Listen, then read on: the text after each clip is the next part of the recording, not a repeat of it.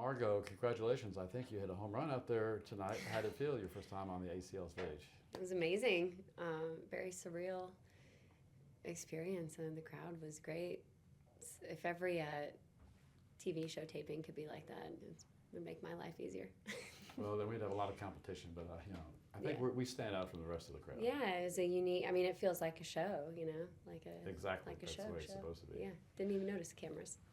I had an uncle who made it in the music business, and I always looked up to him a lot. He wrote for George Jones and Farron Young and Conway Twitty and Tanya Tucker and Charlie Pride and all the way up. I mean, he still writes, and so I just really wanted to pursue songwriting, and went to Nashville on a spring break and just fell in love with the city, fell in love with all the nature there. It felt like it was a city where I could do things, but I could also still go fishing and enjoy the outdoors.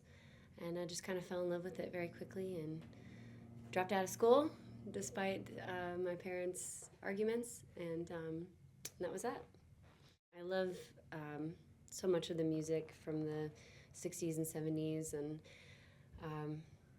obviously, look up a lot to Loretta Lynn and Patsy Cline and Kitty Wells, and the list goes on. But I think a lot of times there's double standards, in the music business and in all careers for women. We've been conditioned to be homemakers and maybe to support men in their dreams and, not to follow your own. And I think that it's important, no matter what gender you are, to do what you want and to make yourself happy, and that'll make everyone at home happy too. You really have to try a little harder maybe to get attention and maybe shake things up a little more than people are ready for. But I think so. Yeah. It's been interesting singing about things like going to jail and I don't know, drinking too much and the things I've kind of been through in the past decade, and just how that that is perceived as being a woman and maybe not being ladylike. I'd say 98% of my last record is autobiographical. There's like one little slip of the words that could be taken in a different way, but it's all truthful. I think a lot of people go through depression and anxiety and all these things, and we're made to not talk about it for whatever reason. But I think that when you commiserate together, it kind of disappears. If you share your misery with another person and talk about it, it's kind of evolves into happiness eventually, I hope. We're sent here for whatever reason. We're made to feel pain. It's most assuredly gonna happen one way or another once you live long enough. But I've set most of the dour lyrics to major keys, and I think that it just kind of makes it melancholy and makes that little silver lining, if there is one, in this crazy world.